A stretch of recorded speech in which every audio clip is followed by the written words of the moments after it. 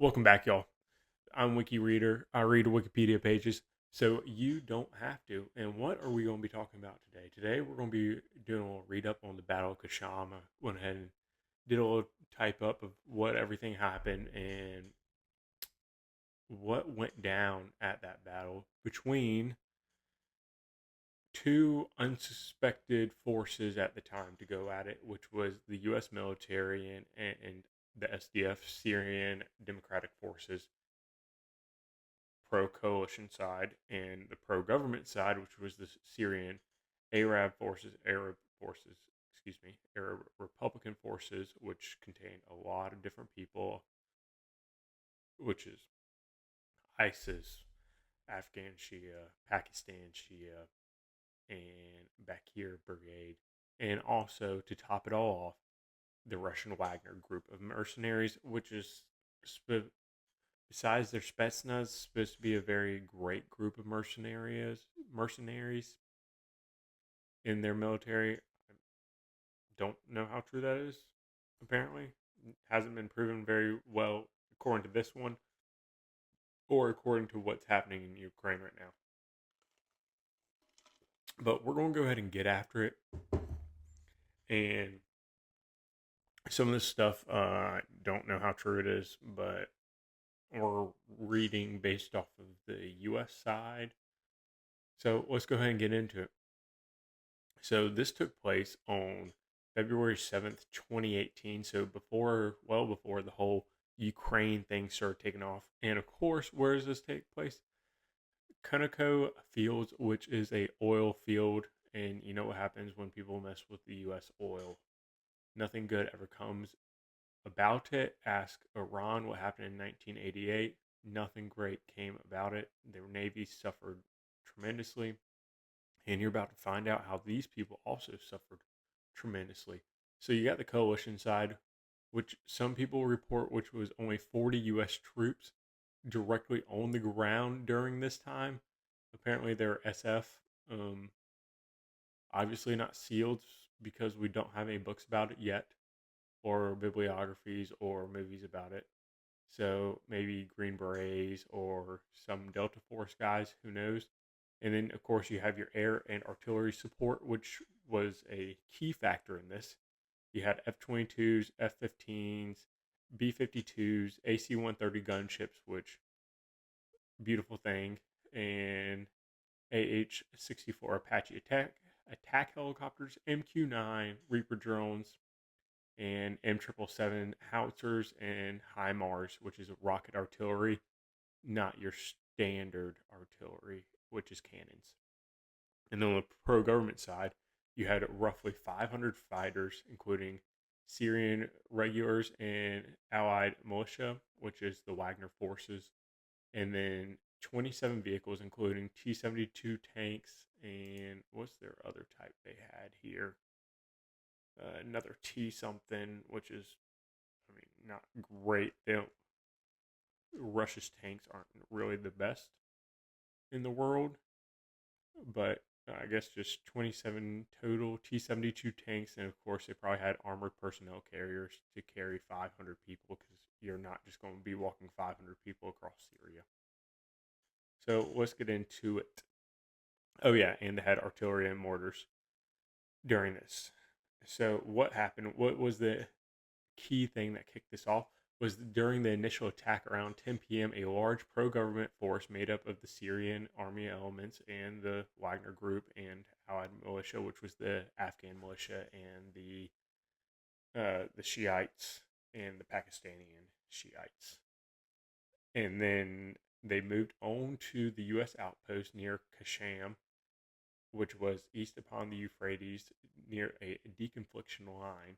And the attackers started to shell the U.S. position with artillery, mortar, and tanks. So a lot of big rounds coming at you, and a lot of shrapnel that will come off of those. And what was the coalition's response? U.S. forces were present with the SDF, and immediately they began to call in overwhelming air and artillery support. U.S. aircraft and artillery delivered coordinated responses into targeting the assaulting force. So a key thing here to remember: to win, you have to have overwhelming force. That is one of the what the U.S. does typically, is always win with overwhelming force whenever you can, per se. And if you own the air, you basically own everything. And the duration was several hours, and numerous airstrikes and fire missions called, because you have to call in a fire mission for HIMARS and artillery to happen. There's 0 U.S. casualties during this. One SDF fighter was wounded, and then you had the pro-government, the Wagner and Syrian forces and the Shiites. Roughly 55 Syrians were claimed to be killed, and of course the U.S. estimates 100 to 200 kills, and other estimates 65 to 200, and then the unofficial Russian claims 80 to 100 killed and wounded. So, like I said, unofficial Russian, that is because the Russians claim they had no one there. No one was apparently there. So let's just go ahead and move through how this battle happened and what all went down. So around 10 p.m. is when the advanced fight begins, is what, like I said before. And that's when a large pro-government forces, the 500 forces, starts moving in on this U.S. element at that gas plant in Syria near the Euphrates River. And like I said, it's a mix of the Syrian Arab pro-Assad militias also, and with their T-72 tanks, armored vehicles, artillery, mortars, and rocket systems. And first contact is when the artillery, tanks, mortars, rocket systems start landing near the SDF and U.S. positions. At 10:30, the U.S. commanders immediately contact their Russian counterparts through an established deconfliction hotline. Well, of course, all top countries, even though they are sworn enemies, have ways to deconflict things because we don't want to enter World War III. And the Russians responded, no Russian forces are operating there, but the shelling continues. Around 10:45, return fire authorized, because they don't want to fire on Russian forces and begin World War III. And the U.S. personnel under fire commands authorizes defensive strikes. The objective: stop the attacking force before it overruns the position, because they're moving on this U.S. position as it's happening. By 11 p.m., Airpower arrives. So within 15 minutes, they're able to get F-22s, F-15s, B-52, AC-130, MQ-9, and Apache helicopters there. Overhead. Just overhead. On the ground, they get M777 howitzers. I did a video on the M777 before, and it shoots 100-pound rounds, different types of, I wouldn't say explosives. They're mostly all same explosive, but they have variable time rounds, so it'll explode over the head and then cause shrapnel to basically go everywhere, or where it can impact and explode. And then you have your HIMARS rocket artillery, which is all the rockets coming in. And now the convoy is under extreme heavy fire from the overwhelming U.S. forces, because they just came in 500 strong. Because you see 40 U.S. forces against 500, you think you are going to win.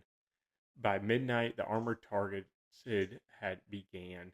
So every one of those overhead assets began to target all the armored vehicles, which is the tanks, artillery pieces, the armored personnel carriers, and all the vehicles in the columns. And basically the Apaches just went to hunt.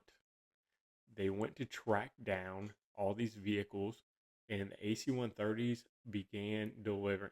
AC-130 began delivering the close fire support, or CAS, close air support.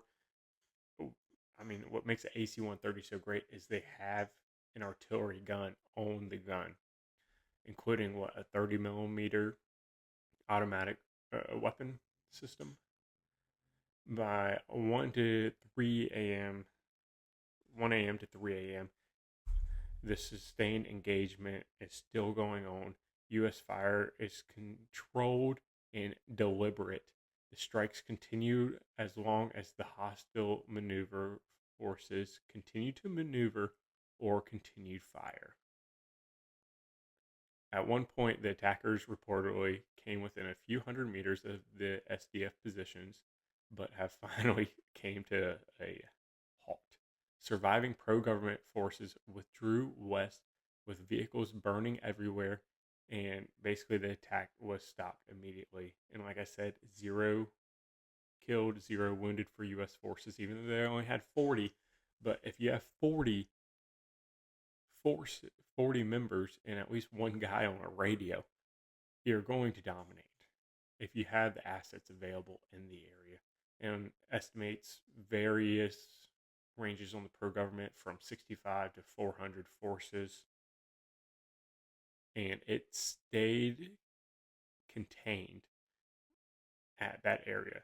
So the U.S. and Russia did not go out any further than that. They didn't start World War III, and by sunrise, everyone was eating breakfast. Everyone was going home. I mean, I'm sure the intensity was a lot higher than that, but everyone was done. They're all eating breakfast by that time in the morning.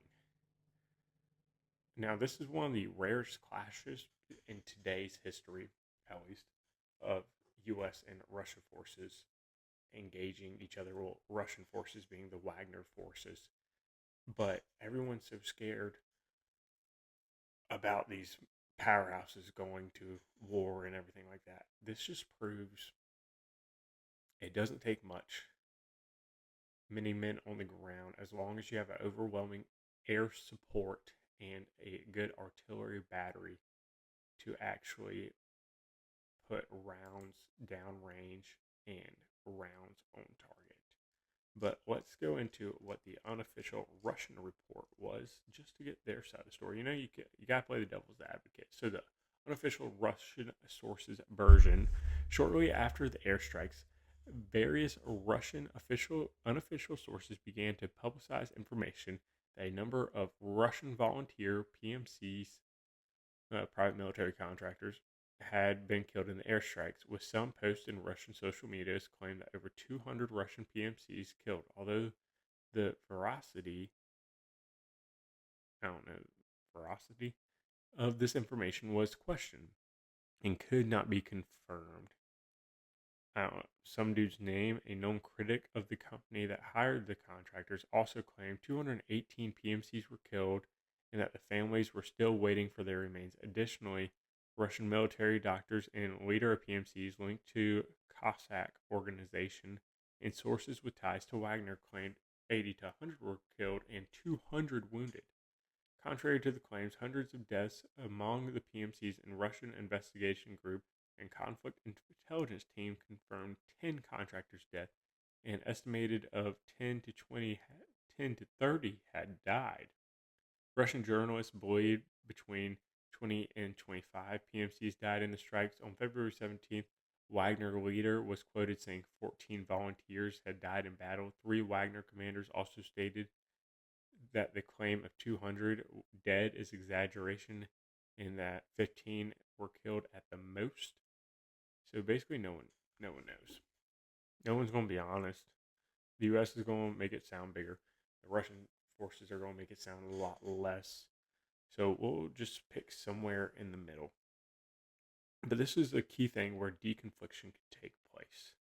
And, the Russians could just call Wagner Group and said, yo, you might not want to do that or you're going to die. But that was the Battle of Khasham. Join me here next time on Wiki Reader, and we'll get all of our information from Wikipedia to read out to you, so you don't have to. And join us here next time for another read.